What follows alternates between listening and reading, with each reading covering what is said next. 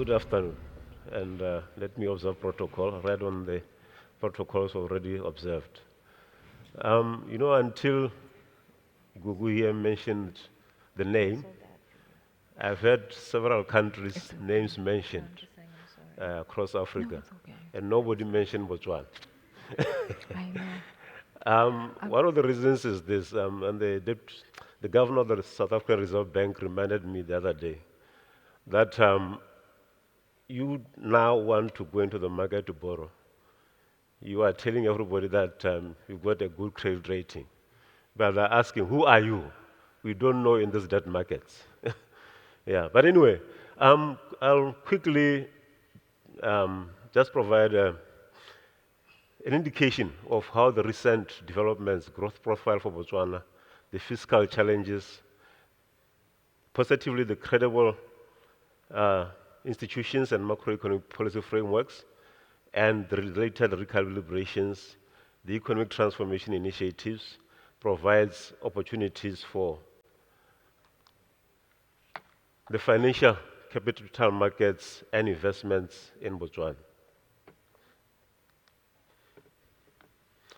The growth profile for Botswana, without going to the numbers, is such that we have recently experienced um, subdued growth.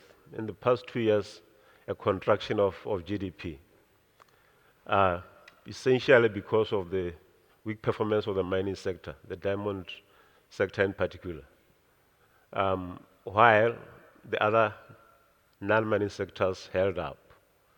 But even there, the profile is such that it is mostly the retail side that is doing well.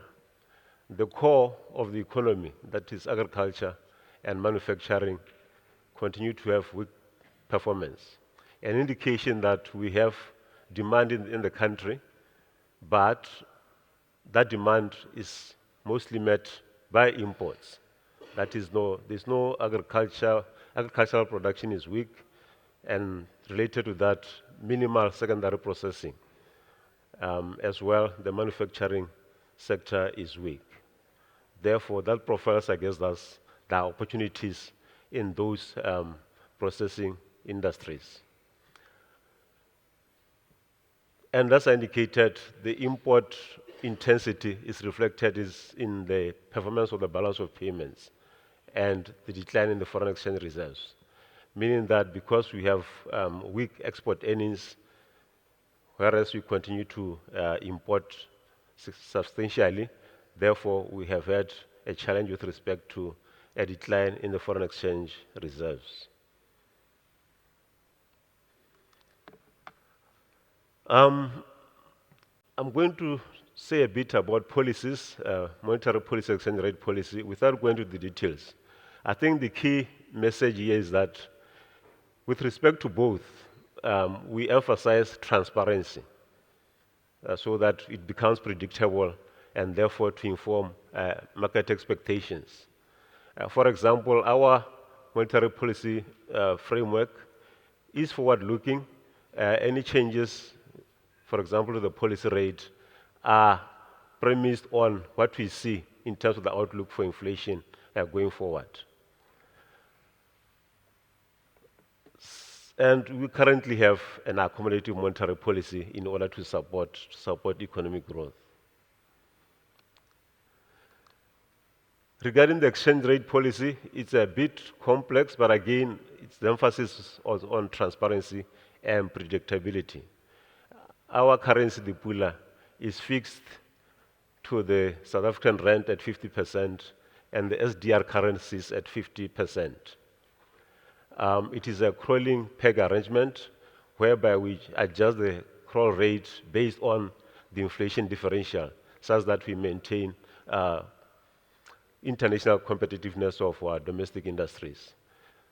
The basket in terms of the composition of the rand and the SDR currencies can be changed as well as the rate of crawl as indicated. But the important thing, as I said, is we pre-announce these changes so that it becomes predictable and the market can, based on the cross rates of the components, currencies, can make an estimate of where the bullion exchange rate is likely to be going forward.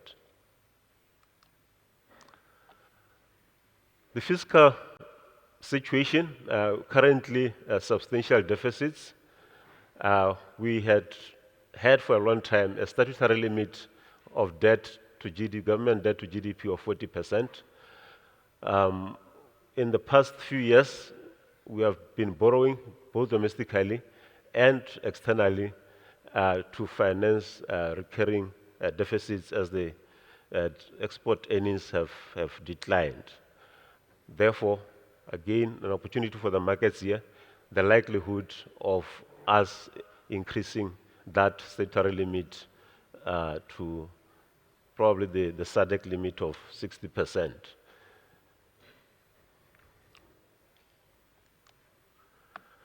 Alongside that, it's obviously to undertake several reforms around the debt market in terms of the range of bonds that we allocate, in terms of the payments infrastructures and so forth, to ease performance of the market. And those reforms are gaining traction, again to facilitate the debt market for Botswana. As I indicated, we recently had some downgrade in terms of the credit ratings by both Standard & Poor's and Moody's, but Botswana's rating remains very much investment grade. And while the downgrade reflects weakened fiscal position or weakened buffers, they recognize the strong institutions and credible policy frameworks that continue to anchor macroeconomic stability for the country. We are undertaking reforms, transformation reforms, anchored on what we call the Botswana Economic Transformation Program. This is being undertaken through the help of a Malaysian entity, Pemandu, that is helping us undertake these reforms in several areas, in several projects involving digitalization, involving the energy sector, tourism, agriculture, and the like. The important thing to emphasize around this transformation agenda is that it is very much intentional, it is focused, intended to deliver quick results and premised on quick execution, and also private sector participation in terms of the projects in those various areas that are indicated in infrastructure as well as social services. So private sector investment is very much welcome in these areas, aligned to also government involvement.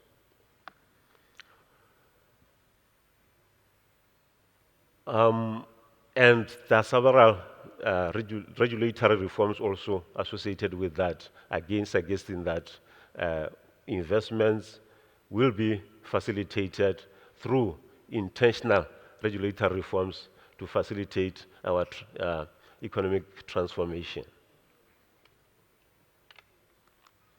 So essentially, my message was that we are facing challenges, but those challenges, we want to turn them into opportunities to recalibrate our economy so that we get enhanced private sector participation that delivers tangible results in terms of industrialization, in terms of future high economic growth. I thank you.